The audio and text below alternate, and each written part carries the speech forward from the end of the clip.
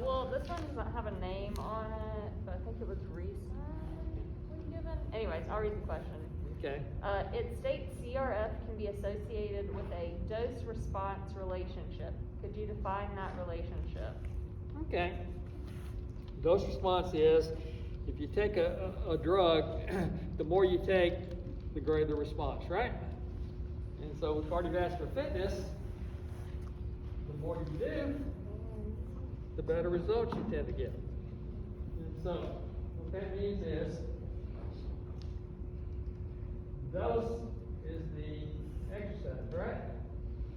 Response is what? The benefit, right? So dose response is linear. Okay. Let's say we exercise 1 day a week.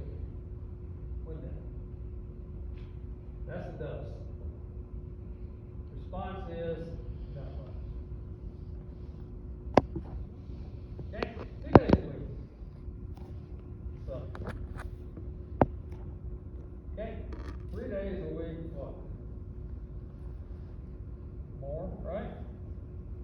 And then 5 days a week would be what? Maximal response. That would mean what? The more we do, more volume we do, the greater benefit we get, up to a certain point, right? And so that's the dose response that we get, and it's linear. Linear means what? Straight line. If the dose goes up, response goes what? Up. Response goes up to a certain point. Now,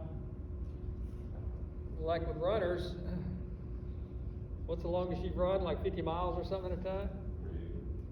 Was it? 48 miles. Well, that's a little outside the dose response.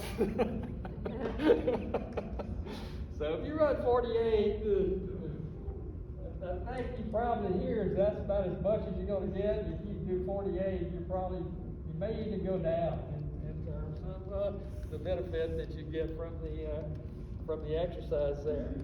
And so, like when you athletes, you know, if you hadn't exercised all summer, they bring you in to play soccer, and you got to show up, and then you hadn't done anything, and then you're injured the first week. The dose was way too much. We've seen that happen here before, not with your group or your coaches or whatever, but with women's soccer. One summer, they had a bunch of Icelandic girls or something. They brought them in. They weren't used to the temperature. They started out with 20 the first game. I think they had to get a student to come fill in to play because they were all hurt. They just the dose was too much. Okay, because if you overdo it, you tend to get what? Injured, right? Okay, that's a good question. Whose question is that? That one didn't have a name. Man, they should have claimed that one. It's written in blue ink, was given to me recently. Okay, next one. From Ashley. Okay, Ashley. Robertson. Did I read that right? Mm-hmm. Yeah. With a stress test, is there a process to determine whether the patient takes the continuous or discontinuous version of the test? Okay, there's different versions. We have maximal and submaximal, right? And so what we have now, probably, I don't know what you did in your exercise physiology lab. Did y'all do a VO2 test, predictive test on a cyclogometer, like the YMCA test? Did y'all do that? So. Okay, that's a submaximal test. And so you go to a certain point with submaximal. Here, you get your heart rate, and then you get your workload or whatever, and let me say 50, 100, 150, 200 watts. And so, if we know the wattage, we know how much energy you're using, because if we can measure watts, we know how many calories you're burning. And so, if we work at 150 watts, we know how much work you're doing, so we can look at heart rate in here, and we get a certain thing. If we take it 85% of your max heart rate, let's say that may be this point right here. Okay? So this would be a submaximal test. We take you here, and then we would stop the test. Okay? On the cycle. Okay, 85%, you're good.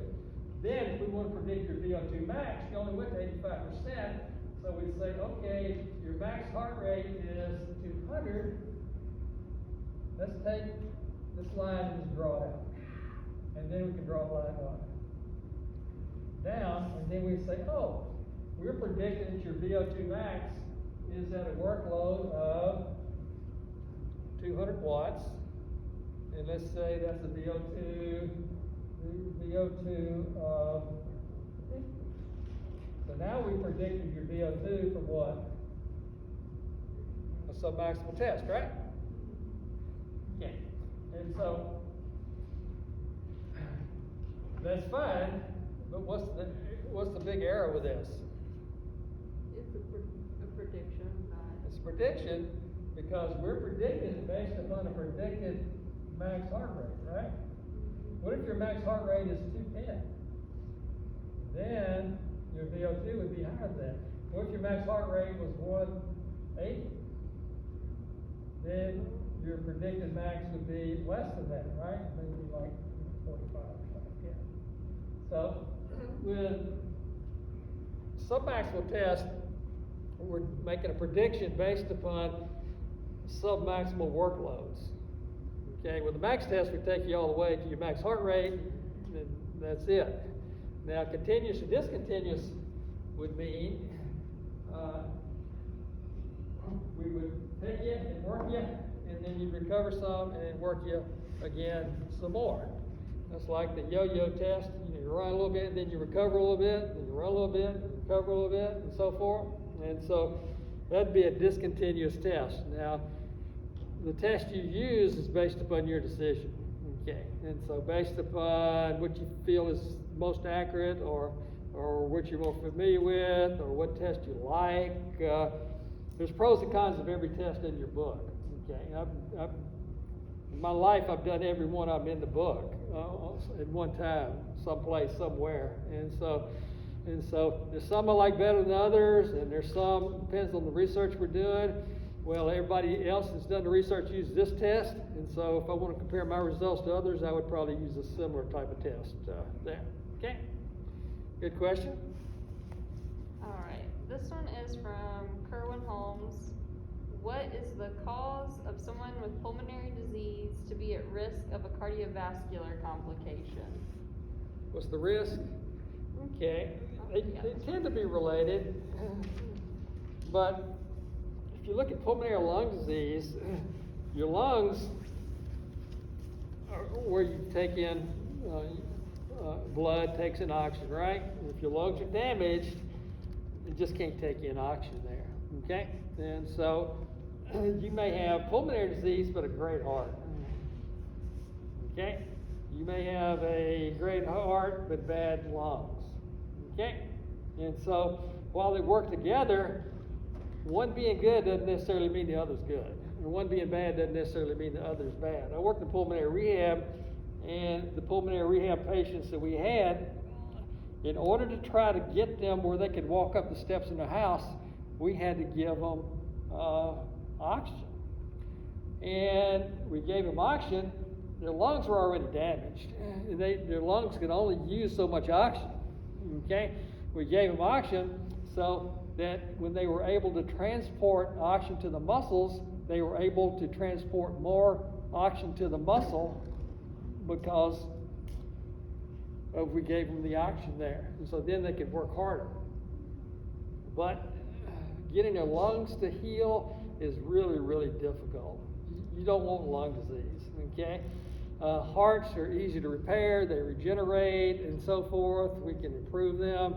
But if you've got lung disease, we can work you and exercise you and get you where you can do more stuff than you could do in the past, but it's really hard to repair lungs because your lungs have those alveoli, and the alveoli here in the lungs. What they do whenever you take in products or whatever, they're trying to these little flippers on them, trying to get that stuff up and out, up and out, up and out, up and out, up and out. But if you damage them, then they don't work. And if you take vape or you take in tobacco, if you work on a coal mine or whatever, any waste or anything that gets down into the lungs tends to kill lung cells, and then they don't operate anymore. And then when you take in something, it just sort of builds up in your lungs. Okay, and so that's not good. Okay. And this one's from Amanda. My sound expert. How do field tests compare to other types of testing? Okay, field tests are tests that we would use with larger populations. Lab tests are one-on-one. So lab tests are expensive. We've got to bring them into the lab. We've got to hook them up. We've got to do all this kind of stuff. If I'm teaching 6th grade, I can't do that. And so I'd have to bring in every little kid, and it'd take me an hour a kid, and so forth. So I would do some kind of field test. And the most popular field test with kids is the pacer test, back and forth running, okay, or the mile run I use with kids. And so then I would take the kids and I'd come up with some kind of field test to get an estimate of their fitness level. Now kids think we're doing this to torture them. We're not doing it to torture them. We're doing it for what? To see how fit they are, right? And then if I'm a good teacher, I'll take their fitness numbers and try to come up with what? A program for them, right? Or figure out how I can help them. And so if poor little girl back there can hardly walk around the track, I'm going to try to help her where she can walk faster or do better or whatever there. So like the soccer teams and different teams do the pacer test, the 20-meter shuttle run test, or whatever you want to call it, or the Banks bow test, or the Nike test, or whatever. Those are field tests. Field tests are not as accurate as laboratory tests. They're pretty good, but we can administer to a large number of people at one time. They're easy to administer. We could do a field test. If I had facilities, I could line you all up in a row and say go, and go beep, beep, back and forth until you can't go any more. But hopefully the test that you use is similar to what's experienced in your sport, like basketball. That's why the beep test is good with basketball and soccer, because what do you do in basketball and soccer? You go up the court, down the court, up the field, down the field, and so forth. So they're similar to that. Here's an old test, Rams bottom. Progressive shuttle run test, estimate maximal oxygen uptake. And so what they do, and here's all the shuttles and the levels, and let me see, level 20. You make it a level 20. I don't know exactly how many laps that is, but it's a VO2 of 81. So that's pretty what? It's pretty good, right? Look at that, see how what those levels look like compared to the yo-yo test that y'all do. So certain tests have their place. So, depending upon the group I'm working with and how important it is, I would do a field or a lab test. If I'm doing it for research, I've got to do a lab test. Because with research, they're going to criticize what Well, you just had them go out there and run a mile. That's not the best test in the world to measure the VO2. You should have brought them in the lab. And then, because they're going to reject my article if I use, if I take this class and do a field test on you. If I bring all of you into the lab and do a max VO2, then look at some other variable, then they say, okay, that's probably a pretty accurate or pretty valid test. So with the research, we've got to be really what? Accurate. With field test, now if I did a field test at like 5,000 people, that's a different story. Because then I've got what? Tons of data, tons of people. And so for research, that would be more acceptable than just a few people there. So what do you think about it? Make sense? Okay. All right, this is another unknown. Is it better to improve cardiac health by doing hard exercises all at once or slowly over time? Okay, you know, there's the HIIT stuff. The HIIT is, and people don't do HIIT right, but HIIT as hard as you can go until you want to throw up. Okay, that's like going 30 seconds till you want to throw up, and then you recover. And the research with that is showing, I never believed it, but it's showing that it works pretty good. Okay, and so you wouldn't want to do it every day because of you're gonna get burned out, and you get hurt, you're gonna get injured, you're gonna get worn out. But like with cyclists and triathletes, HIIT kind of program or interval program is good. A couple days a week, you go hard as you can. You may go from one post to the next hard as you can, recover to the next post, and so forth. And so, and there's all kinds of intervals. There's no one best method. There's any method you want tends to show benefit. Okay, and so for the population that we're referring to in this book, we always start about what? Slow and do what? Progress. Build them up. Then how much can we increase the workload each week? Normally they recommend no more than 10% per week. And so more than that, you tend to get into injuries and hurt and so forth. So with coaches, if you go up too hard too quick, you're going to get your players hurt. So you've got to know at what level or how hard you can work them or whatever. With a normal population, start them out easy, work them up slow, then find out where they're at, and then go up about 10% per week is the recommendation there. But we're learning more about the HIIT stuff, the hard exercise stuff, and it has benefit. They're even doing it with cardiac patients now, so it's not killing everybody that does it. So it has some benefit. Read up on it, learn more about it before you start jumping into it. Okay? All right, this is from Dash. What is the Bruce protocol and what's the point of it and the target audience? Okay, Bruce protocol, it's in your book. And so the Bruce, the bulky, all those are just regular treadmill protocols that we would give in a lab or in a hospital someplace. So typically we would not do that with people that don't come for a special type of test there. And so here it gives VO2 max equals 14.75 minus 1.379. That's the time that they're on the treadmill. And then we get another time and so forth. And so it's just a formula. And so it's a formula that we use to predict their VO2 based upon their stress test there. Now, what I would use that for is if I'm testing somebody on the treadmill and I do the indirect calorimetry and I get a VO2 from that test, I say, this doesn't look right. Well, I could go back in and take that formula and put the numbers in that formula and see if my numbers look similar on the VO2 test compared to what the formulas were with the Bruce protocol.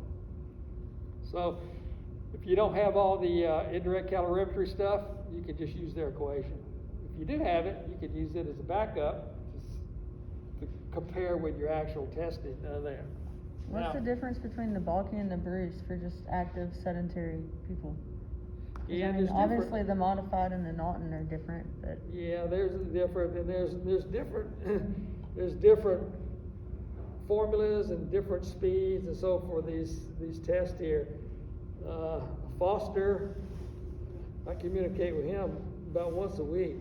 He did the research on the Bruce. Pollock, Dr. Pollock, I'll tell you a little bit about him.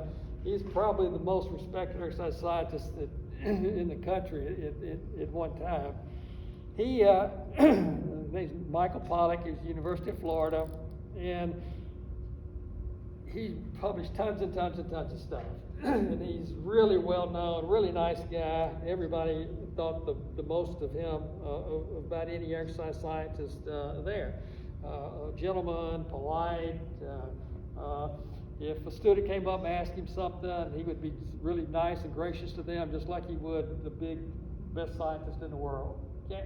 And so he was at the ACSM conference, and I was there in Orlando, and he was giving a talk on strength training. This is right when they added strength training into the national guidelines. It wasn't in there until, I don't know, maybe 15, 20 years ago. And so he did the research, and he had to put it in the guidelines, and I went to listen to him, and I was in a room like this, and I had to sit on the floor because there weren't any seats left, because everybody wanted to see Dr. Pollock, because everybody respected him so much. And then, after his talk, he went to the restroom, and he had a stroke in the restroom and died right after that talk. And so and he had ankylosing spondylitis, and he had some other health issues. But man, you should have seen we had about 10,000 people there. Everybody just sort of went blank right after that, because the number one exercise physiologist in the world gave a great talk and then passed away just like that. So if you hear the name Michael Pollock, good stuff. Good guy. It's getting older, but it's still, his name is whatever. And he's the founder of cardiac rehab in the U.S. In the United States. So great person. Okay, so this one's from Grady, and it is: what is your favorite exercise test to estimate VO2 max and why? Okay, my favorite one is my own test that I developed. I'm biased, right? And so, now if I was going to take a triathlete and put them on and do a VO2 max test for them, I wouldn't use any of the protocols in this book. Okay. And so, because remember, his VO2 is probably in the maybe 60s or something. It could be higher than that. So, and he's going to be running the whole time. Warm him up and run. And so, I've got to come up with a running protocol, because I want to get him in there and I want to get him out of there within about 10 to 15 minutes on the treadmill. If he stays 20 minutes, okay. But there's a point that I don't want him to have to spend all that time, and I don't want to spend all that time there measuring their VO2. Okay? And so I've got tests that I've developed for athletes and runners or soccer players or whatever. It's not the walking most of the time. You get them there, you warm them up, you get them going, you get them maybe walk real fast for 3 minutes, then you start a slow jog, and then every 3 minutes you increase the speed and grade up till they max out there. And so I've got it on an Excel spreadsheet, and then I go by that particular test. When I was, I'm not in the lab much anymore. I hardly ever go down there anymore, but I'm doing more health promotion stuff. But for about 40-something years, I was down there, built a lab, and spent a lot of time there. But yeah, it's whatever the test is for the population that you're going to work with is what would be my favorite test. So this is from Galloway. What is maximal oxygen uptake? VO2 max. E stands for what? Volume, right? They put a little dot on the top of it. Why don't you see that dot on the top? Try to put that in on your computer. The little dot's hard to get up there. So, you guys and girls are more computer smart than I am. So that little dot is hard, and so usually I copy and paste it every time I use it because it's hard to put that dot there. But V is volume. O2 is what? Oxygen. Max is as much oxygen as you can use. The more, the better, right? You know, there's an animal called a pronghorn deer. It has a VO2 of probably 100 or something, and it can run like 30 miles an hour for like days or something like that. It's like the highest VO2 ever, I think. So if you had the VO2 of a pronghorn deer, man, you would be something. And so, you know, looking at some of these African runners and from Kenya and so forth, and so some of them are just, their legs are this long, and their upper bodies are this long, and their legs are this big, and they can run and run and run and run and run. So remember the record for the marathon now is getting close to 2 hours. Okay, and they'll break it. Yeah.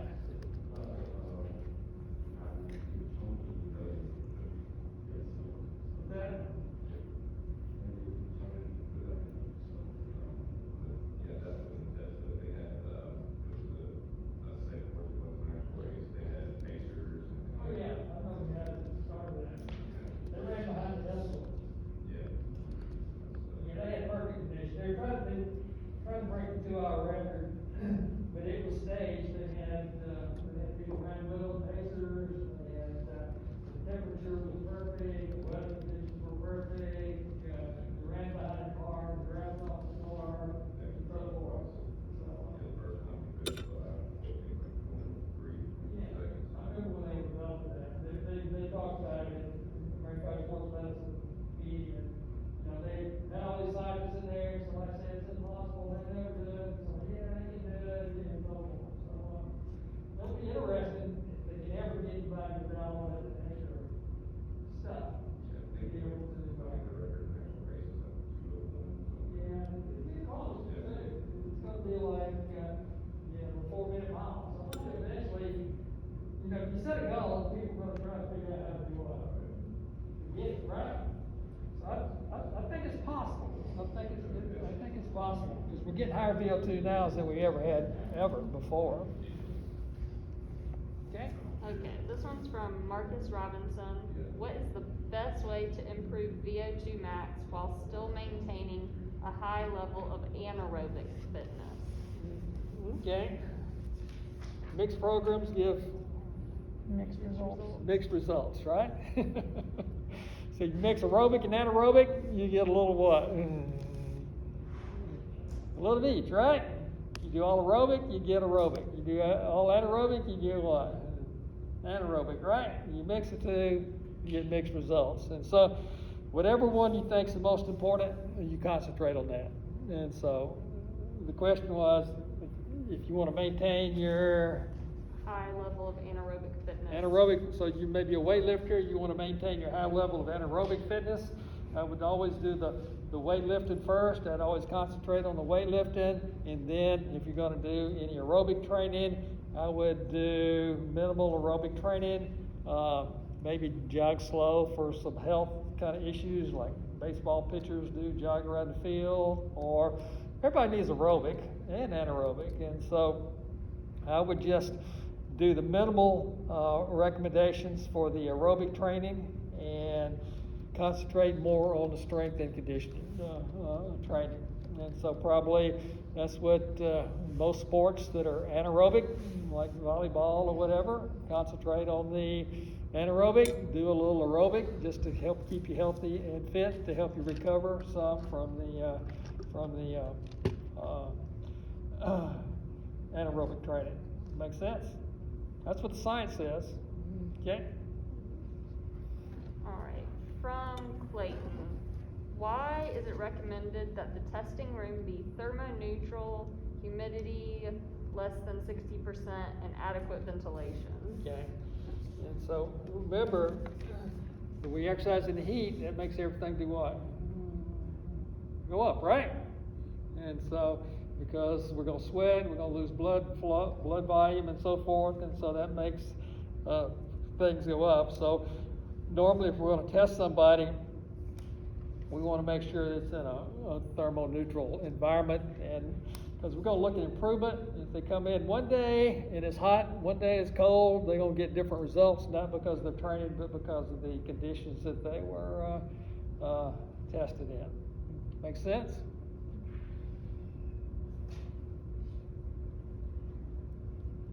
Okay. What else? One more.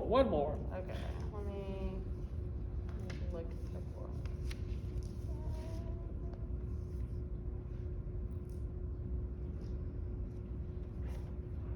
Okay. Some of these are starting to be kind of similar. Okay. Kind of pick a good last one. Yeah, give me a hard one. I like a challenge.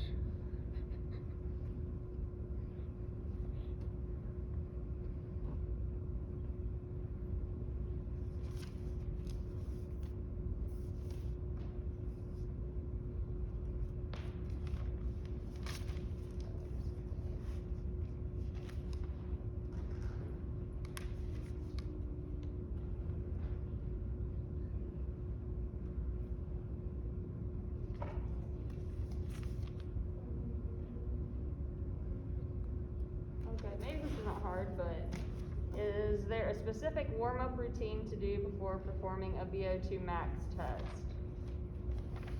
Yeah, and so with VO2 max, we always have a warm-up and cool-up now built into the test, and so I guess that would be the specific warm-up. And normally, whenever we start the test, we start them off walking about 3 miles an hour, and so 3 miles an hour is just a good pace, good walking speed. Because remember, we want to open up the arteries and open up the blood flow and get the blood flow out of the core, out into the muscles and so forth, and then get them warmed up.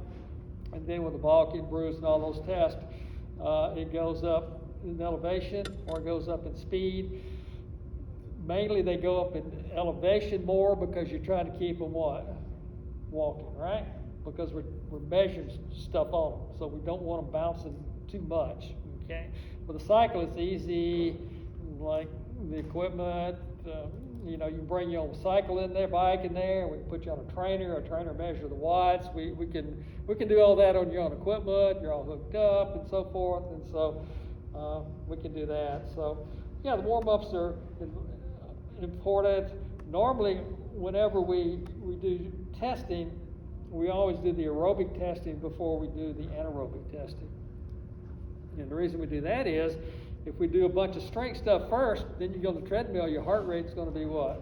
Higher. Up, and everything's going to be up, right?